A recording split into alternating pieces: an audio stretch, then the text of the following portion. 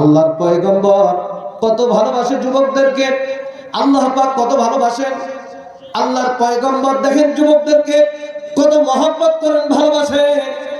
আল্লাহর পয়গম্বর এইভাবে একদিন ওয়াজ করতেছেন, ওয়াজ শুনতেছেন, সাহাবায়ে কেরাম মনোযোগ সহকারে। মাঠ পরিপূর্ণ হয়ে গেছে, কানায় কানায় পরিপূর্ণ হয়ে গেছে। আল্লাহর পয়গম্বরের সাহাবী হযরতে জারির রাদিয়াল্লাহু তাআলা আনহু, তিনি আল্লাহর পয়গম্বরের ওয়াজ মাহফিলের পাশ দিয়ে গমন করছেন।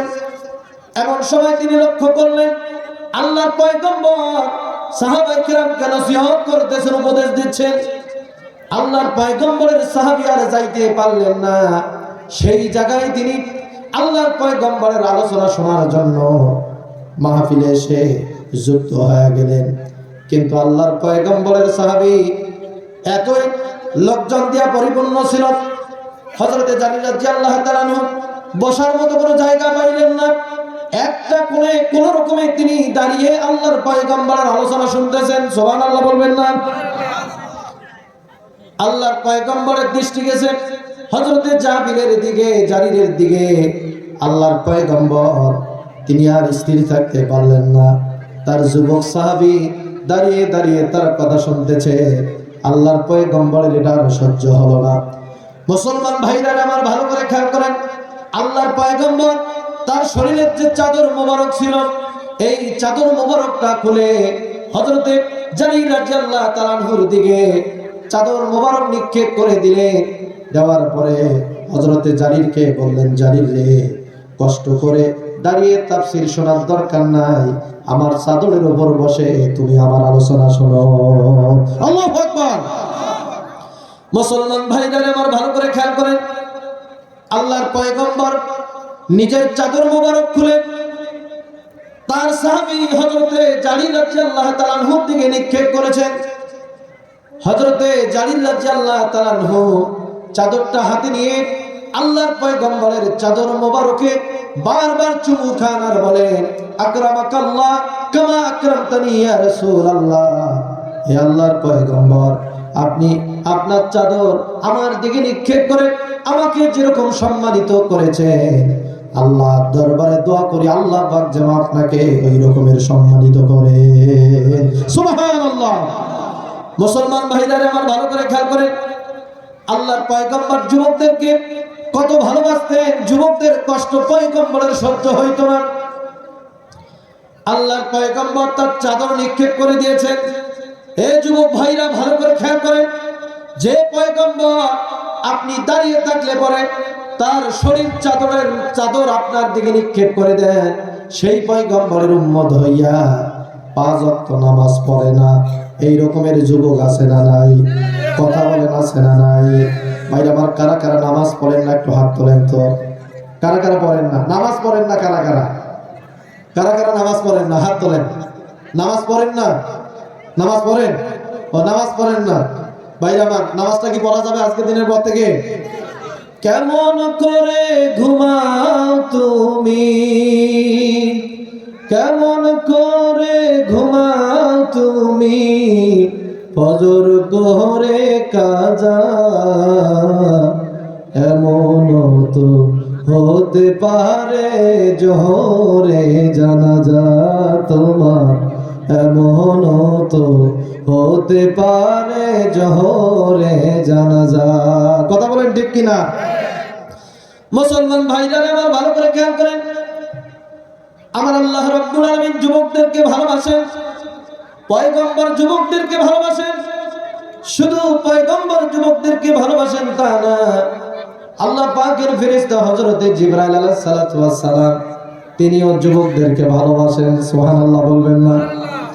আমার আল্লাহ রাব্বুল আলামিন দেখেন, পয়গম্বর হাদিসে বলেছেন, ইন্নাল্লাহা ইউবাহি আশাবিদ দাই বিল মালাইকা। আল্লাহর নবী বলেন, যে যুবক তওবা করে, তওবাকারী যুবকদেরকে নিয়ে আমার আল্লাহ পাক ফেরেশতাদের সামনে গর্ব অহংকার করে। সুবহানাল্লাহ। মুসলমান ভাইরা আমার, ভালো করে খেয়াল করেন, আল্লাহ রাব্বুল আলামিন যুবকদেরকে নিয়ে গর্ব করে, অহংকার করে। ফেরেশতাদের সামনে আল্লাহ পাক যুবকদেরকে নিয়ে আলোচনা করে। ফেরেশতাদের সামনে গর্ব করে বলে যে দেখো আমার বান্দা যৌবনকালে আমি আল্লাহ পাকের পথে ফিরে এসেছে, আমার দিকে ফিরে এসেছে তওবা করে। এই যে ফেরেশতারা দেখো আমার যুবক বান্দা কেমনে শীতের রাতে নামাজে মসজিদে গিয়ে নামাজ আদায় করে। আল্লাহ রাব্বুল আলামিন যুবকদেরকে নিয়ে গর্ব করেন, অহংকার করেন। ও মুসলমান ভালো করে খেয়াল করেন, আমার আল্লাহ পাক যুবকদেরকে নিয়ে গর্ব করেন, অহংকার করেন এমনটা না। আল্লাহ পাকের ফেরেশতা হযরত জিবরাইল আলাইহিস সালাতু ওয়াস সালাম যুবকদেরকে কত ভালোবাসেন। ভাইরা আপনাদেরকে একটা হাদিস শোনাই। পয়গম্বরের দরবারে একবার দুইজন ব্যক্তি আসার পরে পয়গম্বরকে ডাক দিয়ে বলেন, পয়গম্বর আমরা আল্লাহ পাকের উদ্দেশ্যে তওবা করেছি, আমরা খাঁটিভাবে তওবা করেছি, আর কখনো গুনার কাজের দিকে নিজেদেরকে জড়াবো না, আর কোনো গুনাহ করব না, হারাম কোনো কাজ করব না। আল্লাহর পয়গম্বরের দরবারে এইভাবে দুইজন ব্যক্তি এসে আল্লাহর পয়গম্বরকে বলতে লাগলো। মুসলমান ভাইরা আমার ভালো করে খেয়াল করেন, এই দুই ব্যক্তির ভিতরে একজন হলো যুবক আর একজন হলো বৃদ্ধ। সুবহানাল্লাহ বলবেন না? আল্লাহর পয়গম্বরকে যখন বলতে লাগলেন, ইয়া রাসূলুল্লাহ আমরা দুইজনে তওবা করে আল্লাহর দিকে ফিরে এসেছি। আল্লাহর পয়গম্বরের দরবারে ভাবে বলতেছে, আল্লাহর ফেরেশতা হযরত জিবরাইল আলাইহিস সালাতু ওয়াস সালাম এবার তিনি স্থির থাকতে পারলেন না, পয়গম্বরের দরবারে এসে পয়গম্বরকে ডাক দিয়ে বলেন, পয়গম্বর ওই যে আপনার দুইজন যে সাহাবী তওবা করেছে, একজন বৃদ্ধ আর একজন হচ্ছে যুবক। আল্লাহর পয়গম্বর আমি জিবরাইলের পক্ষ থেকে যে যুবক তওবা করেছে সেই যুবককে আপনি আমার পক্ষ থেকে সালাম জানায় দেন। সুবহানাল্লাহ বলবেন না? মুসলমান ভাইরা আমার ভালো করে খেয়াল করেন, যৌবনকালের কত দাম। যুবক মানুষ তওবা করে আল্লাহর পথে ফিরে এসেছে। হযরত জিবরাইল আলাইহিস সালাতু ওয়াস সালাম পয়গম্বরকে ডাক দিয়ে বলেন, পয়গম্বর আপনার যে উম্মত যুবক সাহাবী তওবা করেছে তাকে আপনি আমার পক্ষ থেকে সালাম জানায় দেন। হযরত জিবরাইল আলাইহিস সালাতু ওয়াস সালাম সালাম দিলেন যুবককে। ভাইরা আমার ভালো করে খেয়াল করেন, আল্লাহর পয়গম্বর অবাক হয়ে গেলেন। হযরত জিবরাইলকে ডাক দিয়ে বলেন, জিবরাইল ব্যাপার কি, দুইজনেই তওবা করেছে, তুমি যুবককে সালাম জানাইলা, বৃদ্ধকে কেন সালাম জানাইলা না? বৃদ্ধ তোমাকে কি অপরাধ করেছে, কি দোষ করেছে?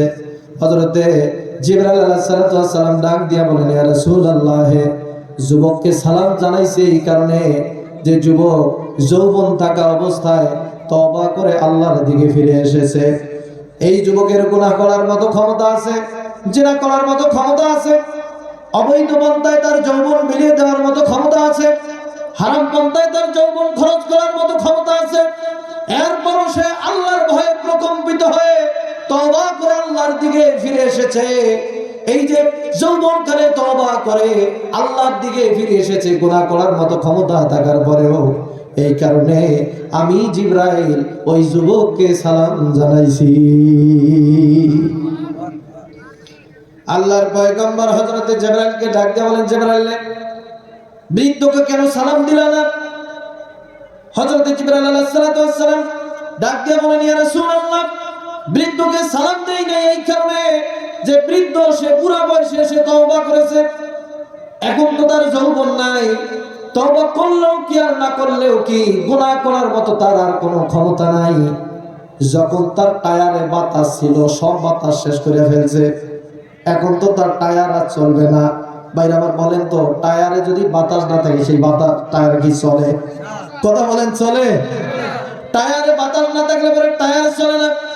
ইয়া রাসূলুল্লাহ ওই বৃদ্ধ তার যখন যৌবন নাই, গুনাহ করার মতো ক্ষমতা নাই, আর এই কারণে আমি বৃদ্ধকে সালাম জানাই নাই, যুবককে সালাম জানাইছি। এই কারণে গুনাহ করার মতো ক্ষমতা থাকার পরেও আল্লাহর ভয়ে প্রকম্পিত হয়ে যুবক আল্লাহর পথে ফিরে এসেছে, এই কারণে আমি যুবককে সালাম জানাইছি। আল্লাহু আকবার। এই যুবক ভাইরা আপনারা কি হযরত জিবরাইল আলাইহিস সালাতু ওয়াস সালামের সালাম পাইতে চান? কারা কারা চান? হাত তোলেন তো, হাত তোলেন, হাত তুলে আল্লাহরে দেখান। কারা কারা হযরত জিবরাইলের সালাম পাইতে চান? হাত তোলেন, আল্লাহকে দেখান। সম্মানিত ভাইরা, তাহলে আজকের দিনের পর থেকে তওবা করতে হবে, যে বলতে হবে যে আল্লাহ কখনো জেনার কাজ করব না, হারাম কাজ করব না, 5 ওয়াক্ত নামাজ আজীবন পড়বো। কারা কারা আছে হাত তুলে আল্লাহকে দেখান। সকলে হাত নামান, আল্লাহ পাক হাতগুলোকে কবুল করুক বলে আল্লাহুম্মা আমিন। সম্মানিত ভাইয়েরা, এই যৌবনকালের এতই দাম। আপনি যদি যৌবনকালে তওবা করেন তাহলে আল্লাহ পাক ভালোবাসেন, নবী করিম সাল্লাল্লাহু আলাইহি ওয়াসাল্লাম ভালোবাসেন এবং হযরতে জিবরাইলও ভালোবাসেন। চিৎকার দিয়ে বলি সুবহানাল্লাহ। মুসলমান ভাইরা আমার ভালো করে খেয়াল করেন, আল্লাহর পয়গম্বর একবার এক ব্যক্তিকে 5টি উপদেশ দান করলেন। বলেন তো কয়টা উপদেশ দিলেন? 5টা উপদেশ দান করলেন। আল্লাহর পয়গম্বরের সাহাবী হযরতে আমর ইবনে মাইমুন আল-আউদি রাদিয়াল্লাহু তাআলা আনহু হাদিসটি তিনি বর্ণনা করেছেন। তিনি বলেন আল্লাহর পয়গম্বর একবার এক ব্যক্তিকে উপদেশ দিলেন 5টা। বলেন তো কয়টা উপদেশ দিয়েছেন? 5টা উপদেশ দিয়েছেন। আল্লাহর পয়গম্বর লোকটাকে ডাক দেবে, আল্লাহর বান্দারে ইগতানিম খামসা ক্বাবলা খামসিন, 5টা জিনিসের পূর্বে 5টা জিনিসকে তুমি প্রাধান্য দাও। মুসলমান ভালো করে খেয়াল করে, আল্লাহর পয়গম্বর 5টা জিনিসকে প্রাধান্য দিতে বলছেন। 1 নাম্বার বলেছেন শাবাবাকা ক্বাবলা হারামিক, হে আল্লাহর বান্দা তোমার যৌবনকাল শেষ হওয়ার আগে তুমি তোমার যৌবনকালকে কাজে লাগাও। সুবহানাল্লাহ। মুসলমান ভাইরা আমার ভালো করে খেয়াল করেন, আল্লাহর পয়গম্বর 1 নম্বরে বললেন তোমার যৌবনকালকে কাজে লাগাও বুড়া হওয়ার পূর্বে। হে মুসলমান, আল্লাহর পয়গম্বরের সাহাবী হযরতে আব্দুল্লাহ ইবনে আব্বাস রাদিয়াল্লাহু তাআলা আনহু বলছেন মা আতাল্লাহু ইলমান ইল্লা শাবান। চিৎকার দিয়ে বলি সুবহানাল্লাহ।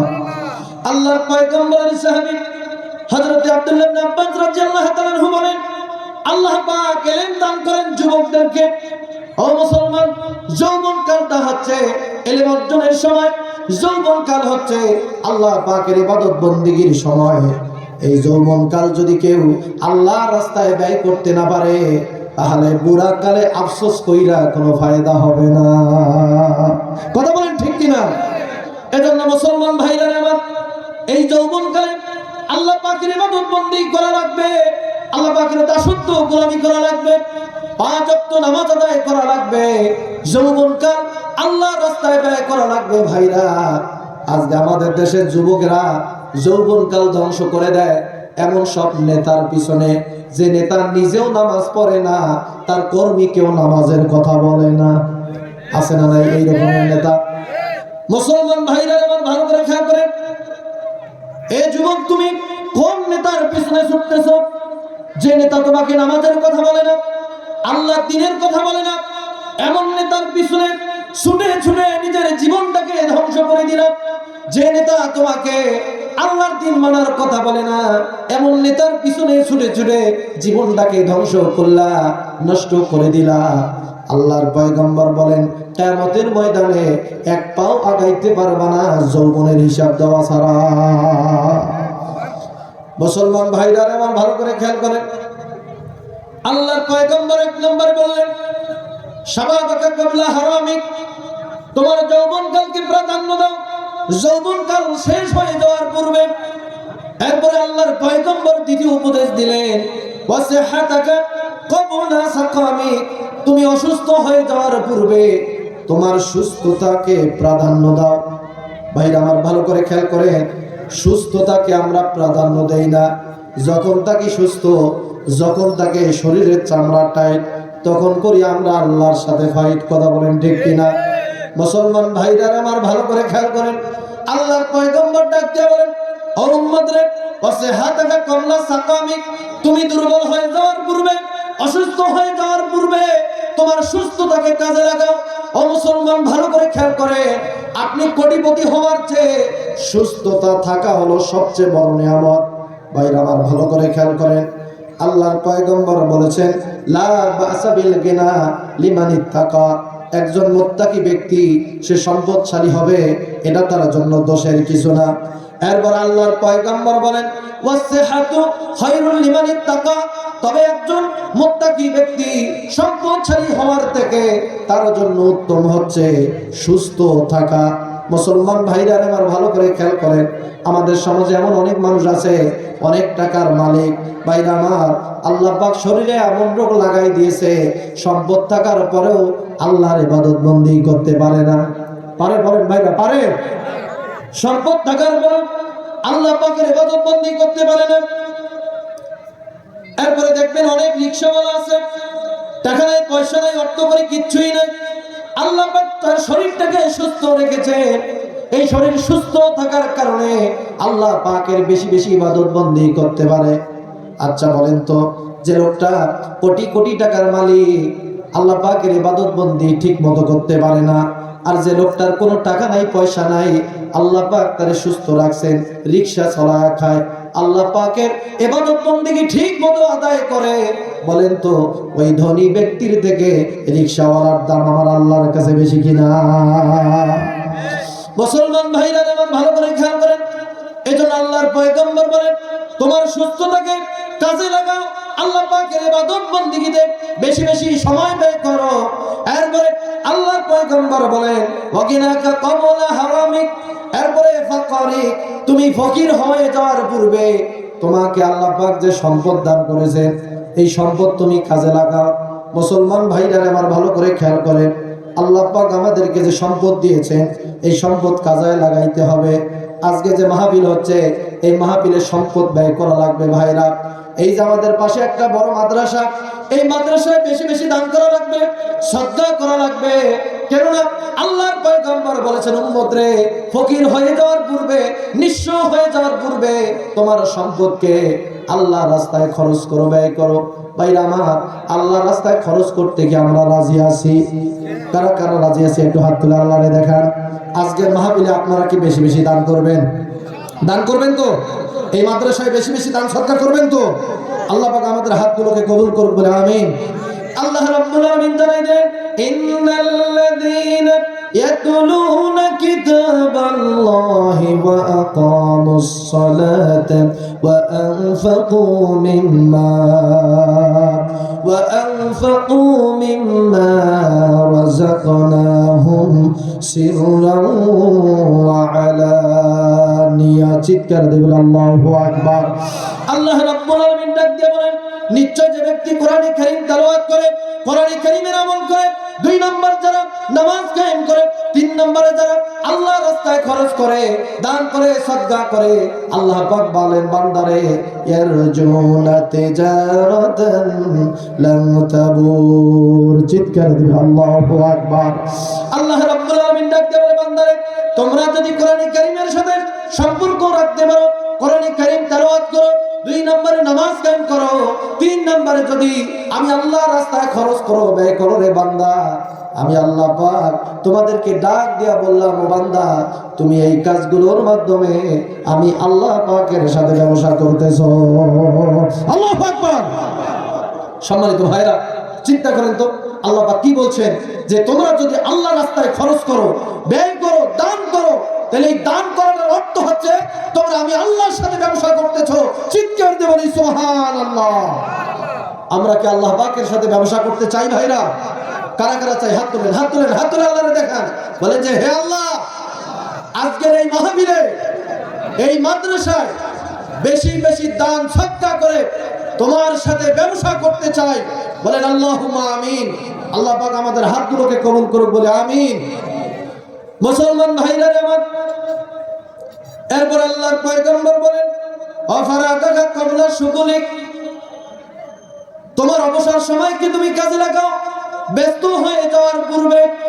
ও মুসলমান, আজকে আমাদের যুবকরা করে কি, তারা তাদের অবসর সময় নষ্ট করে মোবাইলে ব্যয় করে, ফেসবুক চালাইয়া, গেম খেলাইয়া। বলেন তো এই ধরনের যুবক আছে না নাই? এই যুবক, আল্লাহর পয়গম্বর তোমাকে উদ্দেশ্য করে বলছে, যুবক রে, তুমি তোমার অবসর যে সময়টা পাইবা, খেলায় খেলায় নষ্ট করো না, আল্লাহ পাকের ইবাদত বন্দি করার মাধ্যমে সেই সময়টাকে কাজে লাগাও। বলি সুবহানাল্লাহ। এরপর আল্লাহর পয়গম্বর আল্লাহর বান্দাকে ডাক দিয়ে বলেন, ও আল্লাহর বান্দা, 5 নাম্বার উপদেশ দিচ্ছি, ওয়া হায়াতাকা ক্বাবলা মাউতিক, তোমার মরণ আসার পূর্বে তোমার এই দুনিয়ার জীবনকে আল্লাহর রাস্তায় খরচ করো, আল্লাহর পথে ব্যয় করো। ও মুসলমান, আমরা আফসোস করি মরণের সময় হযরত আজরাইল আলাইহিস সালাম যখন আমাদের ঘাড়ের কাছে চেপে এসে বসে তখন আমাদের আফসোস হবে। কিন্তু ভাইরা সেই সময় আফসোস কইরা কি কোনো লাভ আছে? বলেন তো লাভ আছে? আল্লাহর পয়গম্বর ডাক দিয়ে বলেন, ও যুবক সাহাবীরে, তুমি তোমার যৌবনকালকে, তোমার জীবনকে কাজে লাগাও। ওয়া হায়াতাকা ক্বাবলা মাউতিক, তোমার মৃত্যু আসার পূর্বে। মুসলমান ভাইরা আমার ভালো করে খেয়াল করেন। আচ্ছা বলেন তো, আমরা যারা এখানে আছি একজনও মৃত্যুবরণ করব না, মারা যাব না, এমন কি কেউ আছে নাকি ভাইরা? বলেন তো কেউ কি আছে? মরণ থেকে পালাও তুমি, মরণ তোমায় লইবে ঘিরি। যদিও সুদূর আকাশ পানে লুকাও সেটায় লাগিয়ে সিঁড়ি। ওই মহারোগের চিকিৎসক নাই সে ঔষধ জগতে। খুঁজিয়া কাতর হইলে কি হবে, পারিবে না তার ফিরাতে। বলেন আমরা কি ফিরাতে পারবো ভাইরা? এই মরণের হাত থেকে কি বাঁচতে পারবো? মরণের হাত থেকে বাঁচতে পারবো না। এজন্য ভাইরা মরণের আগেই মরণের প্রস্তুতি নেওয়ার দরকার আছে না নাই? বলেন নেওয়ার দরকার আছে না নাই? বিখ্যাত কবি আবুল আতাহিয়া রাহমাতুল্লাহ আলাইহি তার একটি বিখ্যাত কবিতা ফির জুহুদ, তপস্যার ক্ষেত্রে, সেই কবিতায় তিনি উল্লেখ করেছেন, নিজেকে ধিক্কার দিয়ে বলেছেন, ইয়া নাফসু ক্বাদ আজিফার রাহিল ওয়া আযাল্লাকিল খাতবুল জালিল। বলি সুবহানাল্লাহ। কবি আবুল আতাহিয়া নিজেকে ধিক্কার দিয়ে বলেন, হে আমার আত্মা, মৃত্যু তোমার নিকটবর্তী হয়েছে, মৃত্যু তোমাকে ছায়া প্রদান করতেছে, বিরাট একটা দুর্ঘটনা তোমাকে ছায়া দিচ্ছে। ফাতাহাবি ইয়া নাফসু লা ইয়ালআবু বিকিল আমালুত তাবিল। হে আমার আত্মা, মৃত্যুর জন্য প্রস্তুতি গ্রহণ করো, কেননা দুনিয়ার খেল তামাশায় মত্ত থেকো না। কখন যে হযরত আজরাইল এসে তোমার জানটা কবজ করে তার কোনো গ্যারান্টি নাই। কথা বলেন, গ্যারান্টি আছে ভাইরা? আমার মরণ আসিবে কখন কেউ তো জানে না, আমার মরণ আসিবে কখন কেউ তো জানে না। আমি মরে গেলে আমায় তোমরা ভুলে যেও না, আমি মরে গেলে আমায় তোমরা ভুলে যেও না। আমার মরণ আসিবে কখন কেউ তো জানে না, আমার মরণ আসিবে কখন কেউ তো জানে না। কথা বলেন ঠিক কিনা? মুসলমান ভাই জানলে আমার ভালো করে কেউ করে, কবি নিজেকে ডাক দিয়ে বলেন, আমার আত্মারে, ফাতাহাবি ইয়া নাফসু লা ইয়ালাবু বিকিল আমালুত তাবিল। দুনিয়ার খেল তামাশার মধ্যে মত্ত থেকো না, মৃত্যুর জন্য প্রস্তুতি গ্রহণ করো। ইলা মা তাস্তামিরু আলা গায়িক ওয়া তাস্তামরি মারা বাগিক। বিখ্যাত হযরতে মাকামা হারিরির ভিতরে আল্লামা হারিরি রাহমাতুল্লাহ আলাইহি তিনি নিজেকে উল্লেখ করে বলেন, হে আমার আত্মা, মৃত্যুর জন্য প্রস্তুতি গ্রহণ করো। আর কতকাল খেল তামাশার মধ্যে কাটাই দিবা? আল্লাহর নাফরমানিতে তোমার যৌবন কালটাকে কাটাই দিবা। আম্মাল হিমামু মিআদু ফামা ই'দাদু। মৃত্যু কি তোমার প্রতিশ্রুত বিষয় নয়? মৃত্যুর জন্য কি প্রস্তুতি গ্রহণ করেছো? মুসলমান ভাইরা আমার ভালো করে খেয়াল করেন। কবি নিজেকে ডাক দিয়ে বলেন, হে আমার আত্মা, মৃত্যুর জন্য নিজেকে প্রস্তুত রাখো, দুনিয়ার খেল তামাশায় মত্ত থেকো না, কেননা তোমাকে এমন এক কবরে যাওয়া লাগবে, ফালা তানজিলান্না বিমানজিলি ইয়ানসাল খলিলু বিহিল খলিল। এমন এক কবরে তুমি যাইবা যে কবরে বন্ধু বন্ধুকে ভুলে যাবে, মা বাবা সন্তানকে ভুলে যাবে, সন্তান মা বাবাকে ভুলে যাবে। মুসলমান ভাইরা আমার ভালো করে খেয়াল করেন, আজকে সন্তানদের জন্য আমরা হারাম পন্থা ইনকাম করি, অনেকে সুদ খায়, অনেকে ঘুষ খায়, হারাম পন্থা ইনকাম করি। কবি নিজেকে ডাক দিয়ে বলেন, হে আমার আত্মারে, মৃত্যুর জন্য প্রস্তুতি গ্রহণ করো, দুনিয়ার খেল তামাশায় মত্ত থেকো না, কেননা এমন এক কবরে তুমি যাইবা যে কবরে বন্ধু বন্ধুকে ভুলে যাবে। কথা বলেন ঠিক কিনা ভাইরা? কবর তো পরের বিষয়, দুনিয়াতেই আপনি একটু বুড়া হয়ে দেখেন যে আপনার সন্তান আপনাকে সহ্য করতে পারবে না। কথা বলেন ঠিক কিনা ভাইরা? দুনিয়াতে যে সন্তানের জন্য আপনার জীবন যৌবন ধ্বংস করে দিলেন, শেষ করে দিলেন, যে সন্তানের জন্য সুদ কাটায়া টাকা ইনকাম করলেন, হারাম পন্থা ইনকাম করলেন, সেই সন্তান দুনিয়াতে আপনাকে ভুলে যাবে। যায় কি যায় না? যায় তো ভাইরা। আজকে সন্তানের জন্য আমরা পাগল পারা হয়ে যাই ভাইরা। দুঃখের বিষয় যে সন্তানের জন্য এত কষ্ট করি, অনেকে নামাজটা পর্যন্ত করে না, ইবাদত করার সুযোগ পায় না। আছে না এরকম লোক? কামাই টেনশনে বইরা, কামাই ধান্দায় বইরা নামাজ যে পড়া লাগবে, আল্লাহ পাকের ইবাদত বন্দি করা লাগবে, সেটা পর্যন্ত ভুলে যায়। যায় কি যায় না? যায় ভাইরা। আজকে কাদের জন্য আমি আপনি ছুটতেছি ভাইরা? যে সন্তানের জন্য আমি আপনি এত পরিশ্রম করতেছি, কোন বলেন সেই সন্তান আপনাকে ভুলে যাবে। মুসলমান ভাইরা আমার ভালো করে খেয়াল করেন, আপনি একটু বুড়া হয়ে থাকেন, সন্তানের কাছে আপনি সন্তানের চোখের বিষে পরিণত হয়ে যাবেন। আজকে সন্তানেরা মা বাবাকে সহ্য করতে পারে না, এমন কুলাঙ্গার সন্তান আছে না নাই? ভাইরা আমার নিজের সন্তান সম্পত্তির জন্য খরচ করে, মা বাবা না খেয়ে থাকে, মা বাবার খোঁজ খবর টুকু পর্যন্ত নেয় না। এত কপাল পড়া মুসলমান সন্তান, আজকে ভাইরা দুঃখ লাগে। এই জিনিসটা আজকে আমরা লক্ষ্য করি। বাংলাদেশের দিকে যদি তাকায় দেখেন ভাইরা, সরকারিভাবে বাংলাদেশে 6 থেকে 7টা বৃদ্ধাশ্রম আছে। কয়টা বৃদ্ধাশ্রম? 6 থেকে 7টা বৃদ্ধাশ্রম আছে। বেসরকারিভাবে 35 থেকে 40টার মতো বৃদ্ধাশ্রম আছে। ও মুসলমান, একটু ভালো করে খেয়াল করে, এই বাংলাদেশ হচ্ছে 90% মুসলমানের দেশ। সেই দেশে বৃদ্ধাশ্রম থাকে, এর থেকে আফসোসের কোনো আর বিষয় হতে পারে না। ভাইরা আমার বেশি দূর যাওয়া লাগবে না, আমাদের পাশের থানা কিশোরগঞ্জেও একটা বৃদ্ধাশ্রম আছে ভাইরা। মুসলমান ভাইরা আমার, আমি একবার ঢাকা বিশ্ববিদ্যালয়ে গেছিলাম। ঢাকা বিশ্ববিদ্যালয়ে এমফিল করব একটা নিয়াত ছিল, কিন্তু ভাইরা কোনো কারণে সেখানে আর ভর্তি হওয়া সম্ভব হয় নাই। যে স্যারের অধীনে এমফিল করতে চেয়েছিলাম, সেই স্যার আমাকে একটা শিরোনাম দিয়েছিলেন, প্রবীণের মর্যাদা এবং বৃদ্ধাশ্রম, বাংলাদেশ প্রেক্ষিত কোরআন হাদিসের পরিপ্রেক্ষিতে একটি পর্যালোচনা। এই রকমের একটা শিরোনাম তিনি আমাকে দিয়েছিলেন।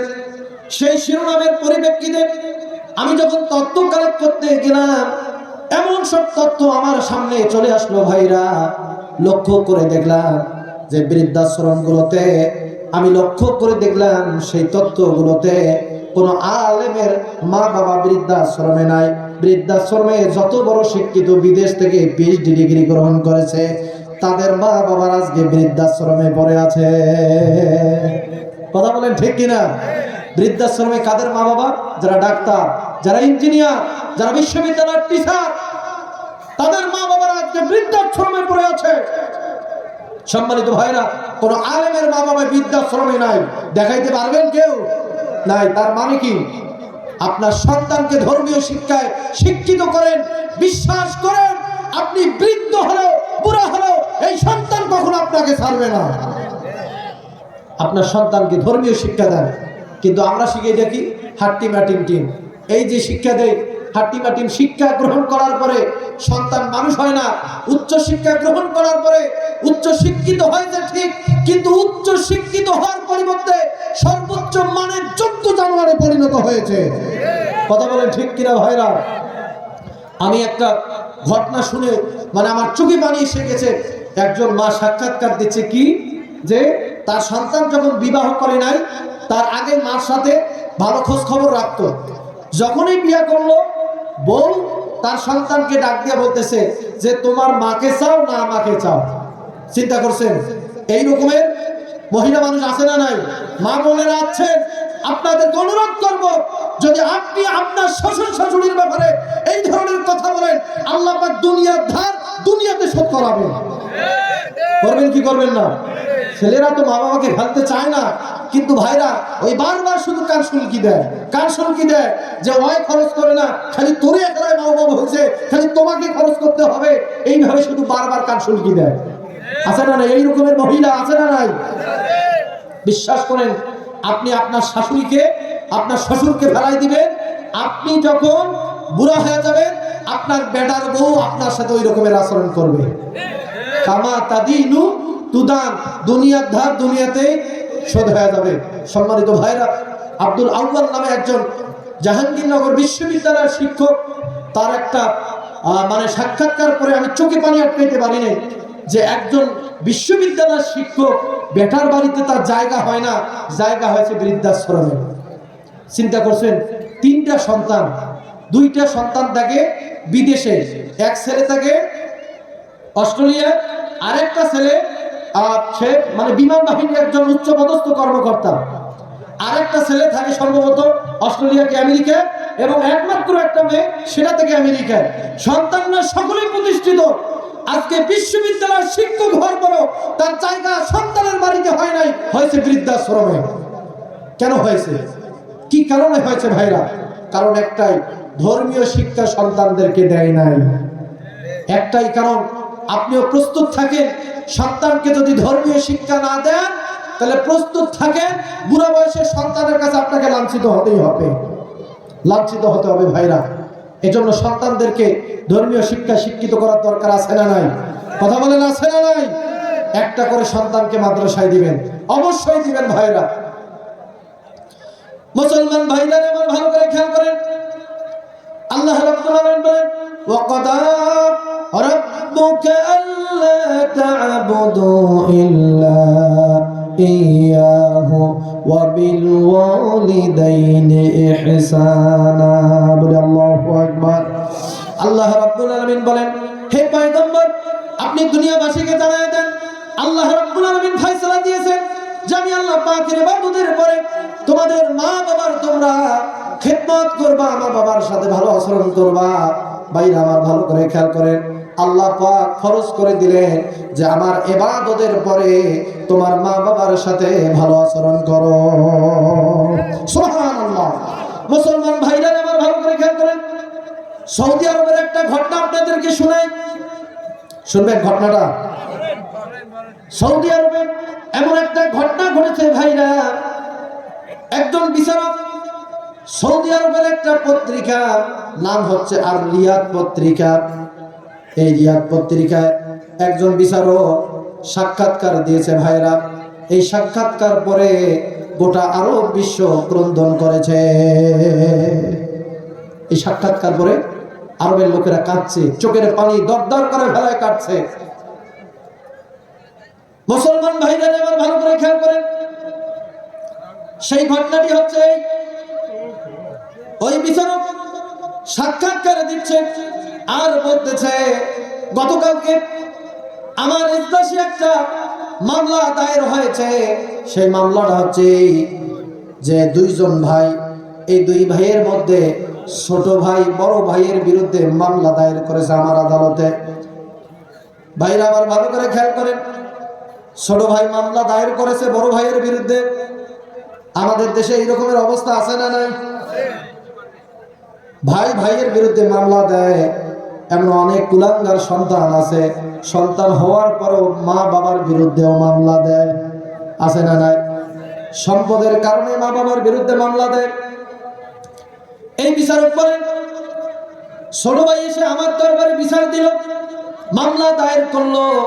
কি মামলা দায়ের করলো? সেই মামলাটা হচ্ছে, আমাকে ডাক দিয়া বলে, বিচারক, আমার বড় ভাই সে দীর্ঘদিন ধরে একাই আমার মায়ের খেদমত করে। আমি হচ্ছি ছোট ভাই, আমার মায়ের 2টা সন্তান, আমার বড় ভাই আর আমি হইলাম ছোট। কিন্তু আমার বড় ভাই দীর্ঘ 17 বছর ধরে আমার মায়ের খেদমত করে, এককভাবে সে খেদমত করে, তার বাড়িতে রাখে। বিচারক, আপনার দরবারে আমার নালিশ যে আমার বড় ভাই একমাত্র এককভাবে আমার মায়ের খেদমত করে, সে তার জান্নাতটা নিশ্চিত করে নিচ্ছে। কিন্তু আমি আমার বড় ভাইয়ের বাড়িতে গেছি কয়েকবার, কতবার যে গেছি তার কোনো ঠিকানা নাই। আমার মাকে আমার বাড়িতে নিয়ে আসার জন্য অনেকবার আমি আমার বড় ভাইয়ের বাড়িতে গেছি, কিন্তু আমার বড় ভাই আমাকে আমার মাকে ফেরত দেয় নাই। মুসলমান ভাইরা আমার ভালো করে খেয়াল করেন, এই কারণে মায়ের খেদমত করতে পারতেছে না, এই কারণে ছোট ভাই বড় ভাইয়ের বিরুদ্ধে মামলা দায়ের করেছে। আল্লাহু আকবার। কপাল পরা মুসলমান ভালো করে খেয়াল করেন, আমাদের দেশে ছোট ভাই বড় ভাইয়ের বিরুদ্ধে মামলা দেয়। বিচারককে বলে, বিচারক, আমার বড় ভাই ঘুমের ট্যাবলেট খাওয়াইয়া আমার বাবার সব সম্পত্তি লিখে নিয়েছে, আমার বাবার সম্পদ থেকে আমাকে বঞ্চিত করেছে। আমি আপনার কাছে ন্যায় বিচার চাই। আমাদের দেশের মামলা হয় বড় ভাইয়ের বিরুদ্ধে, আবার বড় ভাই ছোট ভাইয়ের বিরুদ্ধে মামলা দায়ের করে যে আমার ভাই আমার বাবাকে কৌশলে তার সমস্ত সম্পদ লিখে নিয়েছে। ভাইরা আমার, এই রকমের মামলা হয় আমাদের দেশে। আর সৌদি আরবে মামলা হয়েছে যে মায়ের খেদমত করতে পারে না, এই কারণে বড় ভাইয়ের বিরুদ্ধে মামলা দায়ের করেছে। সুবহানাল্লাহ। মুসলমান ভাইরা আমার ভালো করে খেয়াল করেন, এবার বিচারক বড় ভাইকে তলব করলেন এবং সাথে মাকেও তলব করলেন। মা, বড় ভাই এবং ছোট ভাই বিচারকের দরবারে আছে। ভাইরা আমার, বিবেকের কান লাগায় ভালো করে ঘটনাটা শোনেন। মুসলমান ভাই জানলে আমার, এবার ছোট ভাই, বড় ভাই, মা তিনজনে বিচারকের দরবারে। এবার বিচারক ডাক দিয়া বলে, বড় ভাইকে ডাক দিয়া বলে, হে বড় ভাই, ব্যাপারটা কি? তুমি শুধুই তোমার মায়ের খেদমত করবা এমনটা তো হতে পারে না। তোমার ছোট ভাই তো, তারও তো হক আছে মায়ের খেদমত করার, তার হক আছে। কেন তুমি তোমার মাকে তার বাড়িতে পাঠায় দাও না? বিচারক এইভাবে বড় ভাইকে বলতেছে। এবার বড় ভাই ডাক দিয়ে বলে, বিচারক, আমার মা বৃদ্ধ মানুষ, বয়স্ক মানুষ, আমার ভাই হইল ছোট মানুষ। আমি দীর্ঘদিন ধরে 17 বছর ধরে আমার মায়ের খেদমত করে আসতেছি। আমার মায়ের পেশাব পায়খানা আমার কাছে আর গন্ধর মতো লাগে না, গন্ধ লাগে না, আমার কোনো রাগ হয় না। আমার ভাই ছোট মানুষ, আমার ভাইয়ের বাড়িতে যদি আমার মাকে পাঠায় দেয়, সে ছোট মানুষ হয়তো আমার মায়ের সাথে বেয়াদবি করে ফেলবে, আমার মাকে কষ্ট দেবে। আমার মায়ের কষ্ট হোক, এটা আমি কখনো চাই না। এই কারণে আমার মাকে আমার ছোট ভাইয়ের বাড়িতে পাঠায় দেই না। আল্লাহু আকবার। মুসলমান ভাইরা আবার ভালো করে খেয়াল করেন। বড় ভাই ডাক দিয়ে বলে, বিচারক, আমার ভাই ছোট মানুষ, সে হয়তো মায়ের খেদমত করতে গিয়ে নিজের অজান্তে মায়ের সাথে বেয়াদবি করে ফেলবে, মার সাথে খারাপ আচরণ করবে। আমি চাই না আমার মা কষ্ট পাক। ভাইরা আমার ভালো করে খেয়াল করেন, বড় ভাই তার কিন্তু টাকা পয়সা অর্থ করে কিচ্ছুই নাই, তার তেমন সম্পদ নাই, টাকা পয়সা নাই। তার যে বাড়ি, তার বাড়িটাও হচ্ছে ছোট বাড়ি। এমনকি বড় ভাই সে নিজেও অসুস্থ। ভাইরা আমার ভালো করে খেয়াল করেন, অসুস্থ শরীর নিয়ে মায়ের খেদমত করে 17 বছর ধরে। বলেন তো কত বছর ধরে? 17 বছর ধরে খেদমত করে। এবার বিচারক ডাক দিয়ে বলে, মাকে ডাক দিয়ে বলে, মা, তোমার ছোট ছেলে সেও তোমাকে তার বাড়িতে রাখতে চায়, তোমার বড় ছেলে সেও তোমাকে তো তার বাড়িতে রাখতে চায়।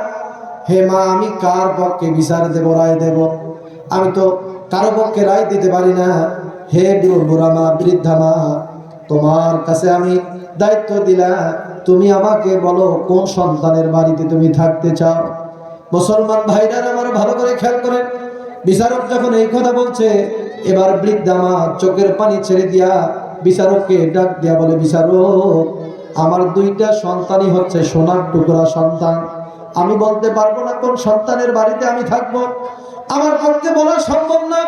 ছোট ছেলের বাড়িতে যদি আমি থাকি, তাহলে ছোট ছেলে বড় ছেলে বেজার হয়ে যাবে, আর বড় ছেলের বাড়িতে যদি থাকি ছোট ছেলে বেজার হয়ে যাবে। বিচারক, আমি বলতে পারবো না। মুসলমান ভাইরা আমার ভালো করে খেয়াল করেন, বিচারক যখন বৃদ্ধা মাকে বলতেছে, আপনি কার বাড়িতে থাকতে চান? এবার ছোট ছেলে মায়ের দিকে তাকায় বলে, মা, ও মা, খবরদার খবরদার, তোমার খেদমত থেকে আমাকে মাহরুম করো না মা। ও মা, তোমার কাছে আমি অনুরোধ জানাই, বড় ভাই অনেকদিন ধরে তোমার খেদমত করেছে। ও মা, তুমি বড় ভাইয়ের নামটা উচ্চারণ করো না, বড় ভাইয়ের নামটা উচ্চারণ করে জান্নাত থেকে তুমি আমার মাহরুম করো না। ও মা, তোমার খেদমত করে, তোমার পেশাব পায়খানা পরিষ্কার করে আমি আমার জান্নাতটা হাসিল করতে চাই মা। ছোট ছেলের চোখের পানি ছেড়ে দিয়া মাকে অনুরোধ করে, মা, খবরদার খবরদার, বড় ভাইয়ের নাম উচ্চারণ করো না। ভাইরা আমার, এবার বড় ভাই মায়ের দিকে কাকুতি মিনতি করে ডাক দেয়, বলে, মা, ও মা, দীর্ঘ 17 বছর ধরে তোমার আমি ইবাদত বন্দে, তোমার আমি খেদমত করতেছি মা। ও মা, খবরদার, তোমার এই খেদমত নামক এই জান্নাত লাভের রাস্তা থেকে তুমি আমাকে মাহরুম করো না। মুসলমান ভাইরা আমার, একদিকে ছোট ছেলে কান্না করে, একদিকে বড় ছেলে কান্না করে, একদিকে মা কান্না করে, বড় ছেলে বলে, তুমি আমার বাড়িতে থাকো। ছোট ছেলে বলে মা তুমি আমার বাড়িতে থাকো, খবরদার বড় ভাইয়ের নাম উচ্চারণ করো না। ভাইরা আমার, সেই মজলিসে বিচারকও কান্দে, মজলিসে যারা ছিল সকলে কান্না করে চোখের পানি ছেড়ে দিয়া। মুসলমান ভাইদারে আমার ভালো করে খেয়াল করেন, এবার বিচারক যখন বৃদ্ধা মাকে দায়িত্ব দিল, বৃদ্ধা মা কোনো সন্তানের কথা উচ্চারণ করে না। এবার বিচারক সন্তানদেরকে ডাক দিয়ে বলে, হে সন্তানেরা, তোমাদের মাকে আমি দায়িত্ব দিলাম, তোমাদের মা কারো নাম উচ্চারণ করে না। এখন আমার দায়িত্ব হচ্ছে ইসলাম যে ন্যায় প্রতিষ্ঠা করতে বলেছে, ইনসাফ করতে বলেছে, সেই ইনসাফ এখন আমি করব। বড় ভাইকে ডাক দিয়া বলে, বড় ভাই রে, তোমার বাড়িতে তোমার মা 17 বছর ছিল, তুমি তার অনেক খেদমত করেছো, তোমার তো তেমন সম্পদ নাই, তোমার বাড়িটাও অত বড় না, তোমার ছোট ভাইয়ের অনেক সম্পদ আছে, তোমার ছোট ভাইয়ের শরীরে অনেক শক্তি আছে, তুমি একদিকে অসুস্থ, তোমার ছোট ভাই হচ্ছে সুস্থ, তোমার ছোট ভাইয়ের বাড়িটাও অনেক বড়, সে দেখাশোনা করবে। সুতরাং আমি রায় দিয়ে দিলাম, আজকের দিনের পর থেকে তোমাদের মা তোমাদের ছোট ভাইয়ের বাড়িতে থাকবে। বলি সুবহানাল্লাহ। মুসলমান ভাইদারে আমার, এরপরে বিচারক ছোট ভাইকে ডাক দিয়া বলে, হে ছোট ভাই, খবরদার খবরদার, তোমার বড় ভাই তোমার সাথে যে রকমের আচরণ করেছে, তুমি বারবার গেছো, তোমার ভাই তোমাকে ফেরাই দিয়েছে, তোমার মাকে তোমাকে দেয় নাই, কিন্তু শর্ত একটা, তোমার বড় ভাই যদি তোমার বাড়িতে কখনো যায়, তাহলে কখনোই তোমার বড় ভাইকে ফেরত দিবা না, তোমার মাকে কোলে করে নিয়া বড় ভাইয়ের বাড়িতে কয়েকটা দিনের জন্য রেখে আসবা। আল্লাহু আকবার। মুসলমান ভাইরা আমার, ভালো করে খেয়াল করেন, আজকে আমাদের কাছে আমাদের মা বাবারা বোঝা, আর ওই সন্তানরা মা বাবার খিদমত করার জন্য পাগল পারা মামলা দায়ের করে। আর আমরা মামলা দায়ের করি বড় ভাইয়ের বিরুদ্ধে, বাবার সম্পদ নিজে লিখে নেওয়ার কারণে, সম্পদ থেকে বঞ্চিত হওয়ার কারণে। ভাইরা, আজকে একটু নিজের চরিত্রের সাথে ওই দুই যুবকের চরিত্র একটু মিলায় দেখেন তো, আমাদের মধ্যে কি এই স্বভাব আছে ভাইরা? এজন্য মা বাবার খেদমত করার দরকার আছে না নাই? বলেন আছে না নাই? আল্লাহর পয়গম্বর বলেন, হুমা জান্নাতুকা ওয়া নারুকা, তোমার মাই হলো তোমার জান্নাত, তোমার বাবাই হলো তোমার জান্নাত, তোমার মা বাবাই হলো তোমার জাহান্নাম। আল্লাহর পয়গম্বর বলেন, রিজাল রাব্বি রিজাল ওয়ালিদি ওয়া সাকাতুর রাব্বি সাকাতুল ওয়ালিদি। আল্লাহর পয়গম্বর বলে, তোমার মা বাবা যদি তোমার প্রতি সন্তুষ্ট থাকে, আল্লাহ তোমার উপরে সন্তুষ্ট থাকবে। তোমার মা বাবা যদি তোমার প্রতি অসন্তুষ্ট থাকে, তাহলে আল্লাহ অসন্তুষ্ট থাকবে। ভাই আমার, ভালো করে একটু খেয়াল করেন তো, আল্লাহর পয়গম্বর কত বড় কথা বলেছে। তোমার মা বাবা যদি সন্তুষ্ট থাকে, তাহলে স্থান হবে জান্নাতে, মা বাবা যদি অসন্তুষ্ট থাকে, স্থান হবে জাহান্নামে। নাউজুবিল্লাহ বলবেন না? ভাইরা আমার, দুঃখ লাগে, আমাদের দেশে এমন অনেক গুনাহগার সন্তান আছে যে মা বাবাকে পর্যন্ত মারে। আছে না নাই? আছে না? মা বাবাকে মারে, মা বাবাকে মেরে রক্তাক্ত করে দেয়। মনে রাখবা, আজকে শরীরের রক্ত আছে বলে, শক্তি আছে বলে মা বাবার সাথে খারাপ আচরণ করলা, মা বাবাকে মারলা, তোমার সন্তান তোমাকে তার থেকে 10 গুণ মারবে। সন্তান মারবে, সন্তানের হাতে মার খাওয়ার জন্য প্রস্তুত থাকো মুসলমান। যদি তোমার মা বাবার সাথে খারাপ আচরণ করো, তাহলে তোমার সন্তান তোমার সাথে খারাপ আচরণ করবে। কথা বলেন ঠিক কিনা ভাইরা? আজকে দুঃখ লাগে, মা বাবার দাম নাই, মা বাবার জন্য আমরা খরচ করতে চাই না। সন্তান সন্ততির জন্য আমাদের এত খরচ, এত টাকা ব্যয় করি, কিন্তু মা বাবার জন্য আমরা খরচ করি না। ভাইরা, দুঃখের বিষয়। কয়েক মর্তবা বার কালেমা পড়ে লা ইলাহা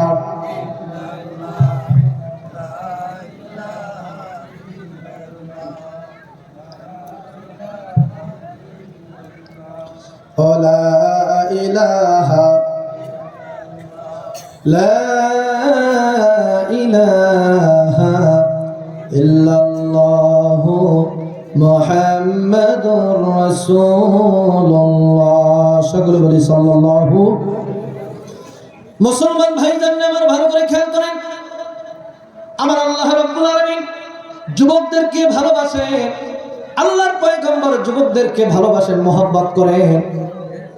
শুধু আল্লাহর পয়গম্বর মহব্বত করেন এমনটা না ভাইরা, আল্লাহ পাকের যে ফেরেশতাগুলো রয়েছে, ফেরেশতারাও যুবকদেরকে ভালোবাসে, মহব্বত করে। সুবহানাল্লাহ বলবেন না? মুসলমান ভাইজান আমার ভালো করে খেয়াল করেন, আমার আল্লাহ রাব্বুল আলামিন যুবকদেরকে নিয়ে কোরআনে কারীমে ওয়াজ করেছেন। আল্লাহ পাক কোরআনে কারীমে যুবকদের প্রশংসা করেছে, কেননা যুগে যুগে আল্লাহ পাক যুবকদের মাধ্যমে তার এই পৃথিবীতে ইসলামকে প্রতিষ্ঠা করেছেন, ইসলামকে জিন্দা করেছেন যুবকদের মাধ্যমে। সুবহানাল্লাহ বলবেন না?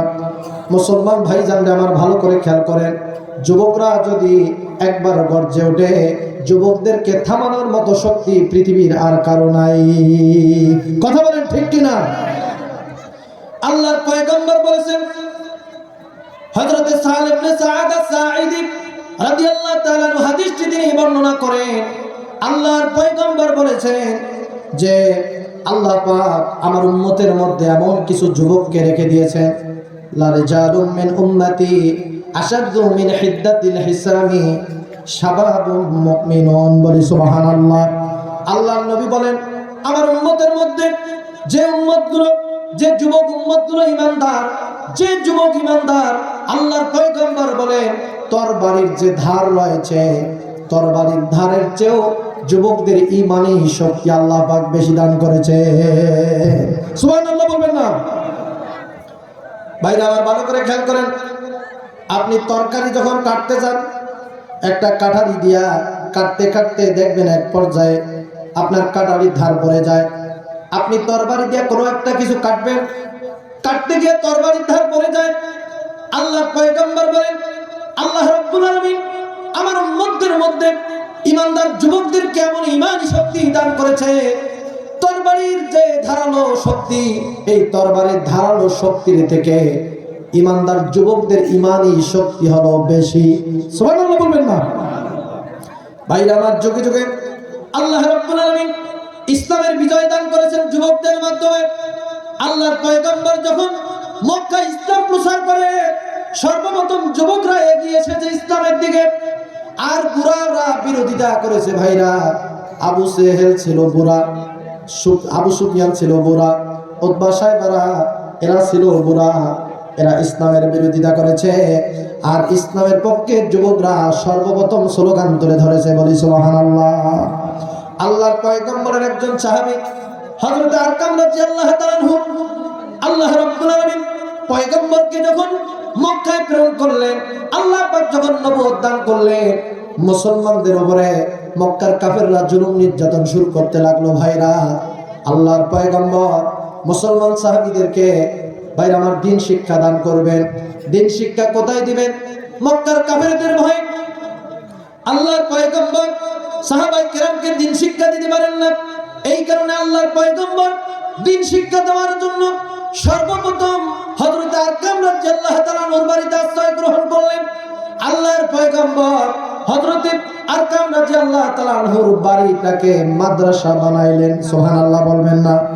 মুসলমান ভাইরা আমার, হযরত আরকাম রাদিয়াল্লাহু তাআলা আনহু যখন তিনি তার এই বাড়িটা দেন, আল্লাহর পয়গম্বরকে দান করেন যে দিন শিক্ষা দেওয়ার জন্য, তখন এই সাহাবীর বয়স ছিল মাত্র 16 বছর।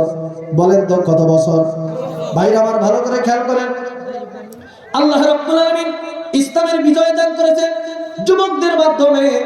আল্লাহর পয়গম্বর জীবনের শেষ যে জিহাদের ময়দানে সেনাপতি পাঠিয়েছেন, আল্লাহর পয়গম্বর জীবনের সর্বশেষ যে জিহাদের ময়দানে যে সাহাবীকে সেনাপতি করে পাঠিয়েছেন, তিনি হচ্ছেন হযরত উসামা ইবনে যায়েদ রাদিয়াল্লাহু তাআলা আনহু।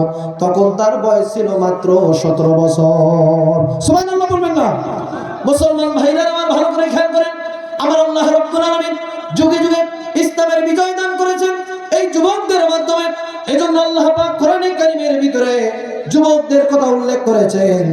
আল্লাহর পয়গম্বর হযরত মূসা আলাইহিস সালাতু ওয়াস সালাম, ভাইরা আমার, যখন তিনি দ্বীনের দাওয়াত দিয়েছেন, দ্বীনের দাওয়াত দেওয়ার প্রাক্কালে আল্লাহর পয়গম্বরের প্রতি ঈমান এনেছিল। বৃদ্ধরা ঈমান আনে নাই, সর্বপ্রথম ঈমান এনেছে যুবকরাই। বলি সুবহানাল্লাহ। আল্লাহ রাব্বুল আলামিন কোরআনে কারীমের ভিতরে জানাই দিয়েছেন, ফামা আমানা লিমূসা ইল্লা যুররিয়াতুম মিন কওমিহি আলা খাউফিন মিন ফিরআউন। বলে আল্লাহু আকবার। আল্লাহ রাব্বুল আলামিন বলেন, আমার পয়গম্বর হযরত মুসা আলাইহিস সালামের প্রতি সর্বপ্রথম ঈমান এনেছে তার সম্প্রদায়ের কতিপয় যুবক ও মুসলমান। আল্লাহ পাক যুবকদের মাধ্যমে সর্বপ্রথম হযরত মুসা আলাইহিস সালামকে বিজয় দান করেছেন। যুবকরাই সর্বপ্রথম ঈমান গ্রহণ করেছে, ঈমান আনয়ন করেছে হযরত মুসা আলাইহিস সালামের উপরে। মুসলমান ভাইরা আমার ভালো করে খেয়াল করেন, আল্লাহ পাক বলছেন আলা খাউফিন মিন ফিরআউনা ওয়া মালাইহি। হযরত মুসা আলাইহিস সালামের উপরে যখন যুবকরা ঈমান এনেছে, এমন অবস্থায় ঈমান এনেছে যখন ফেরাউনের ভয়ে কেউ কোনো কথা বলতে পারতো না, তটস্থ থাকতো। ইউযাব্বিহুনা আবনাআকুম ওয়া ইস্তাহইউনা নিসাআকুম।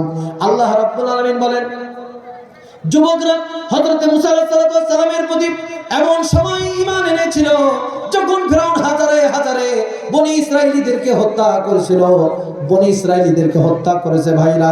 এই রকমের বিভীষিকাময় অবস্থায় হযরতে মুসা আলাইহিস সালামের প্রতি যুবকরা ঈমান আনয়ন করেছে। বলি সুবহানাল্লাহ। মুসলমান ভাইরা আমার ভালো করে খেয়াল করেন, এরপর আল্লাহ রাব্বুল আলামিন কোরআনে কারীমের ভিতরে 7 জন যুবকের কথা উল্লেখ করেছেন, আসহাবুল কাহাফের কথা উল্লেখ করেছে।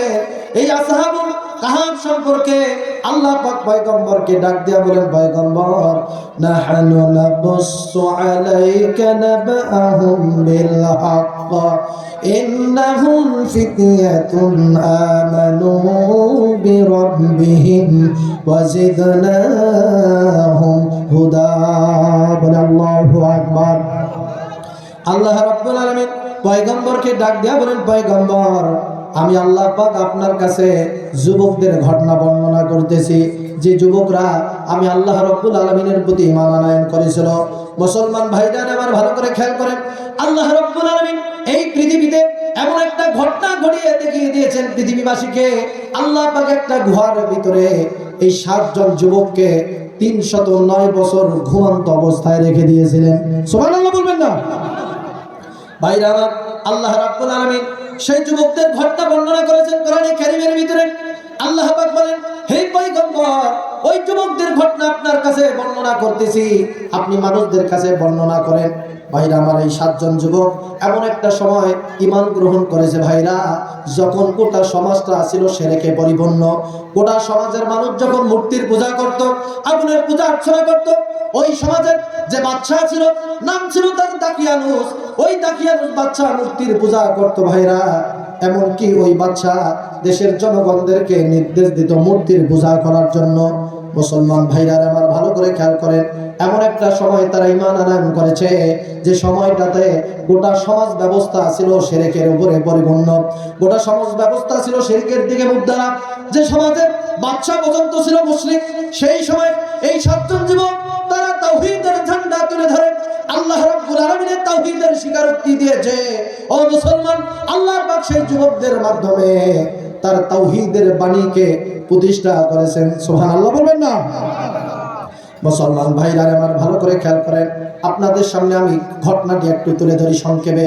মুসলমান ভাইরা আমার এই ঘটনাটি ঘটেছিল 250 খ্রিস্টাব্দে। আল্লাহর পয়গম্বর যখন দুনিয়াতে আগমন করবে, আল্লাহর পয়গম্বরের দুনিয়াতে আগমনের ভাইরা আমার মাত্র 20 বছর পূর্বে ঘটনাটি সংঘটিত হয়েছে। মুসলমান ভাইরা আমার ভালো করে খেয়াল করেন, এই যুবকদেরকে আল্লাহ পাক তাদেরকে গুহায় রাখছিলেন 250 খ্রিস্টাব্দে, আর তাদেরকে গুহা থেকে জাগ্রত করেছিলেন 550 খ্রিস্টাব্দে। আল্লাহর পয়গম্বরের জন্মগ্রহণ করেছেন 570 খ্রিস্টাব্দে। মুসলমান ভাইরা আমার ভালো করে খেয়াল করেন, আল্লাহর পয়গম্বর যখন জন্মগ্রহণ করবেন তার মাত্র 20 বছর পূর্বে আল্লাহ পাক এই ঘটনা ঘটিয়েছেন। ও মুসলমান, এই 7 জন যুবক এমন সবাই ঈমান আনয়ন করেছে ভাইরা যখন সমাজ ব্যবস্থার সবাই শিরকের উপরে প্রতিষ্ঠিত। মুসলমান ভাইরা আমার এই 7 জন যুবক দেখেন ভাইরা, সেই সমাজের একটা নিয়ম ছিল, তারা একটা খোলা ময়দানে যাইতো, যাওয়ার পরে সেইখানে তারা মূর্তির পূজা অর্চনা করত। এরপরে বিভিন্ন ধরনের পশু জবাই করে আনন্দ উৎসব করত তারা। মুসলমান ভাইরা আমার সেই সমাজের লোকেরা এই পশু উৎসর্গ করে পশু জবাই করে, এরপরে তারা মূর্তির সামনে এই পশুগুলোকে উৎসর্গ করত, জবাই করত, মূর্তির পূজা অর্চনা করত। সেই মেলাতে এই 7 জন যুবক গিয়েছে। ভাইরা, এই 7 জন যুবক হচ্ছে সাধারণ কোন পরিবার থেকে এই 7 জন যুবক ঈমান আনয়ন করে নাই। এই 7 জন যুবক হচ্ছে রাজ পরিবারের সন্তান। আবার কেউ কেউ নেতৃস্থানীয় ব্যক্তি ছিলেন, নেতা কিসেমের ব্যক্তি ছিলেন। ভাইরা আমার ভালো করে খেয়াল করেন, এই 7 জন যুবক তারাও মেলায় গেছে। মেলায় যাওয়ার পরে তারা লক্ষ্য করে দেখে তাদের সম্প্রদায়ের লোকেরা মূর্তির পূজা করে, দেবদেবীর পূজা অর্চনা করে। এটা তাদের কাছে আর ভালো লাগলো না। আচ্ছা বলেন তো ভাইরা, মূর্তির পূজা করা কি শিরক? বলেন, মূর্তির পূজা কি শিরক করা? মূর্তির পূজা হচ্ছে হারাম। এজন্য আল্লাহ রাব্বুল আলামিন কোরআনে কারীমের ভিতরে জানিয়ে দিয়েছেন, ইন্নামাল খামরু ওয়াল মাইসিরু ওয়াল আনসাবু ওয়াল আজলাম রিজসুম মিন আমালিশ শাইতান ফাজতানিবুহু লাআল্লাকুম তুফলিহুন। আল্লাহ রাব্বুল আলামিন ঈমানদারদেরকে ডাক দিয়ে বলেন, ও ঈমানদাররা, আমি আল্লাহ পাক তোমাদের জন্য হারাম করে দিলাম ইন্নামাল খামরু ওয়াল মাইসির, মদ আর জুয়া তোমাদের জন্য হারাম, ওয়াল আনসাব, মূর্তির পূজা হারাম, ওয়াল আজলাম, লটারি হারাম। ভাই আমার ভালো করে খেয়াল করেন, আমার আল্লাহ পাক এই আয়াতের ভিতরে 4টা জিনিসকে হারাম বলে উল্লেখ করেছেন। 1 নম্বরে ইন্নামাল খামর, মদ, 2 নম্বরে জুয়া, 3 নম্বরে মূর্তির পূজা এবং 4 নম্বর হলো লটারি। আচ্ছা বলেন তো, এই 4টা অপরাধে আমাদের সমাজে আছে না নাই? কথা বলেন, আছে না নাই? ভাইরা আমার, হিন্দু ভাইরা তাদের ধর্ম পালন করে, এটা তাদের ব্যাপার। কিন্তু আমরা মুসলমানরা আজকে মদ্যপান করি, আবার জুয়ার সাথে সম্পর্ক আছে না নাই? কথা বলেন, আছে না নাই? মুসলমান ভাইরা আমার, আজকে লক্ষ্য করেন আমাদের দেশে রাষ্ট্রীয়ভাবে লটারির ব্যবস্থাও করা হয়। লটারি আছে না নাই? আজকে শিক্ষা প্রতিষ্ঠানগুলোর দিকে লক্ষ্য করে দেখবেন, সরকারিভাবে সেখানে লটারি চালানো হয়।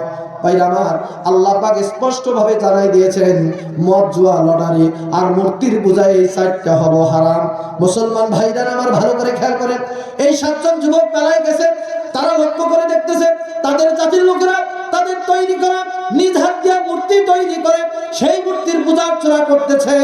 যুবকদের এই জিনিসটা ভালো লাগলো না। এক পর্যায়ে যুবকদের মধ্যে একজন যুবক সর্বপ্রথম তাদের ওই মজলিস পরিত্যাগ করে, মেলা পরিত্যাগ করে, মেলা থেকে কিছু দূরে বিশাল একটা গাছ ছিল, সেই গাছের কাছে গিয়ে আশ্রয় গ্রহণ করলো। মুসলমান ভাইরারে আমার, এক পর্যায়ে এইভাবে প্রথম যুবক গাছের কাছে গিয়ে আশ্রয় গ্রহণ করলো, এইভাবে দ্বিতীয় যুবক গেল, এইভাবে 7 জন যুবক ওই গাছের কাছে গিয়ে আশ্রয় গ্রহণ করে একত্রিত হয়ে বসে আছে। ভাই আমার, কিন্তু কেউ কাউকে কোনো কথা বলে না, কারণ কথা বলার তো কোনো অবস্থায় ছিল না। কেননা তাদের মনের ভেতরে যে আমার আল্লাহ রাব্বুল আলামিন তাওহীদের বারুদ জ্বালাই দিয়েছেন, সেটা কেউ জানে না, কেউ কারো অবস্থা জানতে পারে না।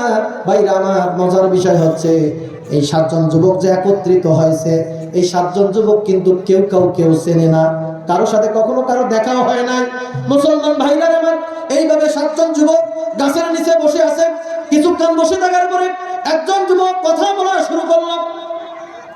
এবার এই যুবক, প্রথম যুবক কথা বলা যখন শুরু করার পরে আর 6 জন যুবককে ডাক দিয়া বলে, আচ্ছা ভাইরা, আমরা তো এইখানে 7 জন একত্রিত হয়েছি, দীর্ঘ সময় বসে আছি, কেউ কোনো কথা বলতেছি না, আসেন তো আগে আমরা পরিচয় হয়ে যাও, আমরা একটু পরিচয় হই, কার নাম কি? ভাইরা আমার, এরপরে কার কি অবস্থা? এইভাবে যখন প্রথম যুবক বলল যে আমি আমার সম্প্রদায় যে মূর্তির পূজা অর্চনা করতেছে, আমি তাদের এই মূর্তির পূজা অর্চনা আমি পছন্দ করি না। মুসলমান ভাইরা আমার ভালো করে খেয়াল করেন, প্রথম যুবক যখন এই কথা বলছে, আমার সম্প্রদায়ের লোকেরা মূর্তির পূজা করে, এই মূর্তির পূজা আমার পছন্দ না, এই কারণে আমি তাদের থেকে বিচ্ছিন্ন হয়ে এই গাছের কাছে এসে আশ্রয় নিয়েছি। এইভাবে প্রথম যুবক যখন স্বীকারোক্তি দিয়েছে, দ্বিতীয় যুবকও বলতেছে, হ্যাঁ আমিও ওই একই কারণে এই গাছের কাছে এসেছি। ভাইরা আমার, এইভাবে 7 জন যুবক এক এক করে বলতে লাগলো, আমাদের সম্প্রদায়ের তারা যে মূর্তির পূজা করে, এটা আমাদের পছন্দ না, আমাদের ভালো লাগে না। ভাইরা আমার, এক পর্যায়ে যখন একজন আর একজন পরিচিত হয়ে গেল, মুসলমান ভাইরা আমার, এবার এই 7 জন যুবক ওই তাদের এলাকা ছেড়ে অন্য একটা এলাকায় চলে গেলেন। দূরবর্তী এলাকায় যাওয়ার পরে সেইখানে তারা একটা মসজিদ তৈরি করে আল্লাহ পাকের ইবাদত বন্দি করা শুরু করে দিল। নামাজ পড়তে লাগলো, আল্লাহ পাকের ইবাদত বন্দি করতেছে। ভাইরা, 7 জন যুবক নিজের সম্প্রদায় থেকে বিচ্ছিন্ন হয়ে আল্লাহ পাকের ইবাদত বন্দি করতেছে। এক পর্যায়ে তাদের এই ইবাদত বন্দির কথা যখন গোয়েন্দা মারফত ওই বাদশা দাকিয়ানুস জানতে পারলো, মুসলমান ভাইরা রে আমার, এবার বাদশা তার সেনাবাহিনী পাঠিয়ে দিল। পাঠিয়ে দেওয়ার পরে 7 জন যুবককে অ্যারেস্ট করে গ্রেফতার করে রাজার দরবারে নিয়ে যাওয়া হলো। ও মুসলমান, ভালো করে খেয়াল করেন তো, আচ্ছা বলেন তো, এই ইমানদার যুবকদের কি কোনো দোষ ছিল? বলেন তো, তাদের কোনো দোষ ছিল? তারা একমাত্র আল্লাহর প্রতি ঈমান আনয়ন করেছে, আল্লাহ পাকের ইবাদত বন্দি করেছে। এই কারণে রাজার লোকেরা তাদেরকে পাকড়াও করে রাজদরবারে নিয়ে গেছে। আল্লাহ রাব্বুল আলামিনের জন্য কোরআনে কারীমের ভিতরে জানাই দিয়েছেন, ওয়া মা নাকামু মিনহুম ইল্লা আইয়ুমিনু বিল্লাহিল আজিজিল হামিদ।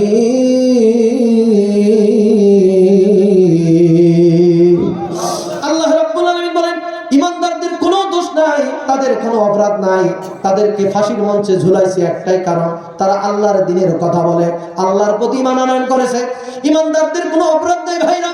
ওই সময় ইমানদারদের কোনো অপরাধ ছিল না, বিনা অপরাধে তাদেরকে বন্দী করে রাজদরবারে নিয়ে যাওয়া হয়েছে। সেই রাজা দাকিয়ানুসের পিতাত্তারা বাংলাদেশেও ছিল। আমরা লক্ষ্য করেছি আলেমদের কোনো অপরাধ ছিল না, বিনা অপরাধে আলেমদেরকে ফাঁসির কাস্টে ঝুলাইয়া দুনিয়া থেকে বিদায় করে দিয়েছে। কথা বলেন ঠিক কিনা?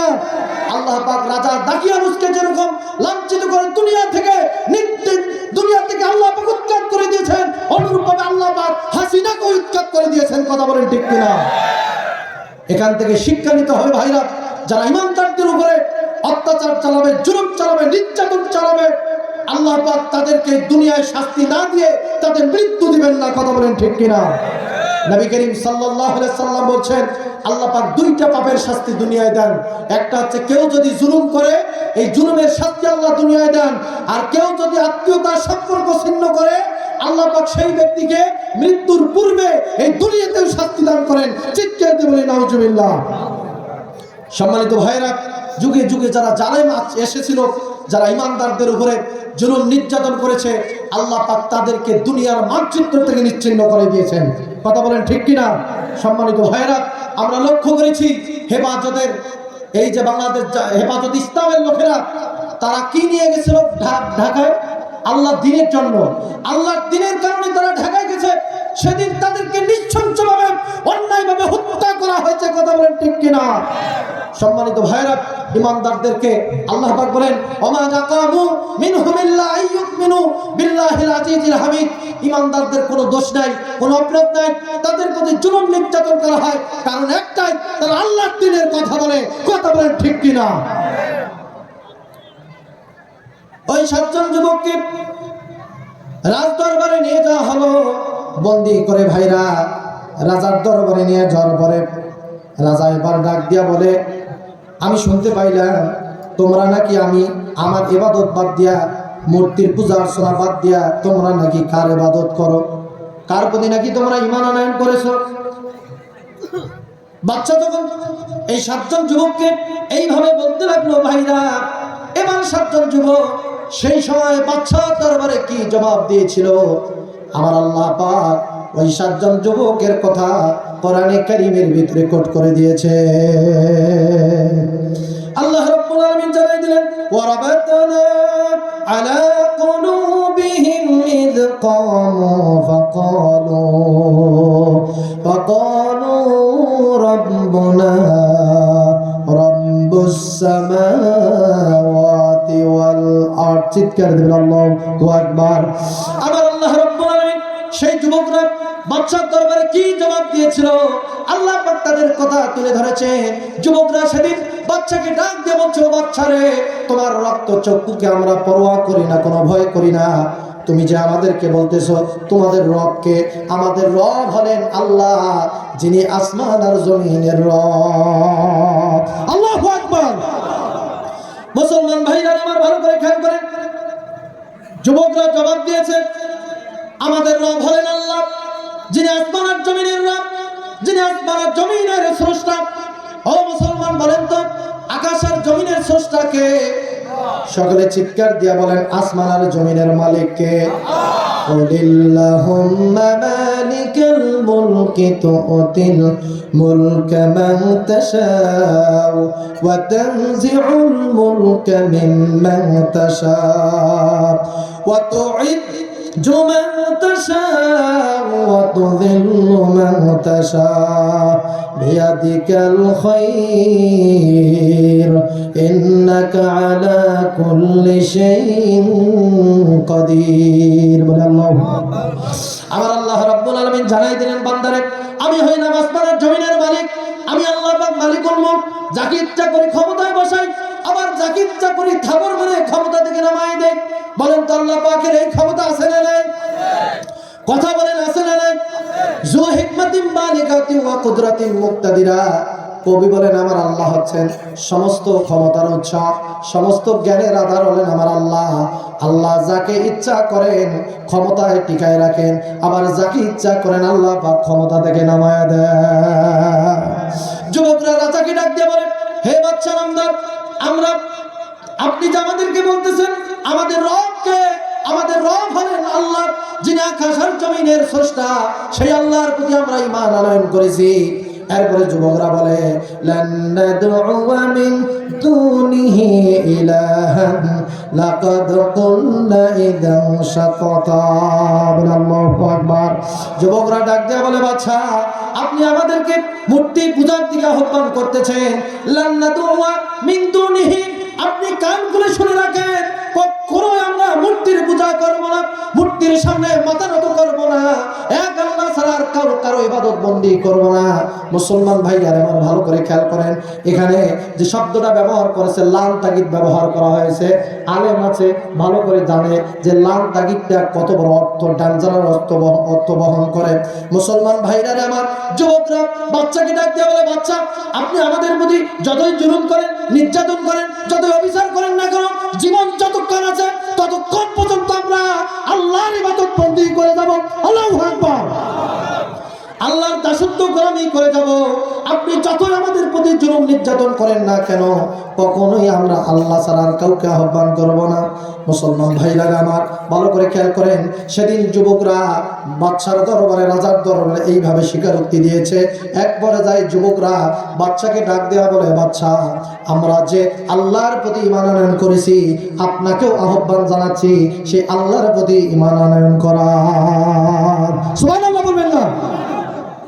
মুসলমান ভাইরা আমার ভালো করে খেয়াল করেন, আমার আল্লাহ রাব্বুল আলামিন যুগে যুগে যুবকদের মাধ্যমে ইসলামকে বুলন্দ করেছেন, যুবকদের মাধ্যমে ইসলামকে প্রতিষ্ঠা করেছে।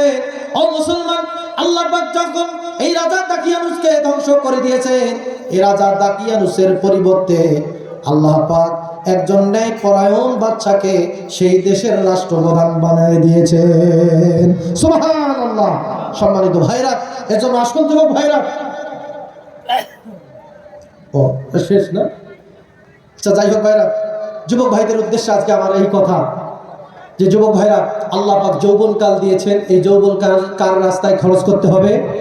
বলেন কার রাস্তায় খরচ করতে হবে? আল্লাহর রাস্তায় খরচ করতে হবে ভাইরা, আল্লাহর পথে ব্যয় করতে হবে, আল্লাহ পাকের দাসত্ব গোলামি করতে হবে, আল্লাহর ইবাদত করতে হবে। রাজি আছেন যুবক ভাইরা? রাজি আছেন? আল্লাহর ইবাদত করতে রাজি আছেন? না হাত তোলেন তো আল্লাহর জায়গায় সবাই, যুবক বৃদ্ধ সবাই হাত তোলেন, সবাই তোলেন, বলেন হে আল্লাহ, আজকের দিনে এই মাহফিলে বসে তওবা করলাম, তওবা করছি, আর কখনো 5 ওয়াক্ত নামাজ ছেড়ে দেব না, আর কখনো 5 ওয়াক্ত নামাজ ছেড়ে দেব না। হে আল্লাহ, মৃত্যু পর্যন্ত 5 ওয়াক্ত নামাজের উপরে দায়েম আর কায়েম থাকার তৌফিক দান করে দেন বলে আল্লাহুম্মা আমিন। সকলে হাত নামান। আসসালামু আলাইকুম ওয়া রাহমাতুল্লাহি ওয়া বারাকাতুহু।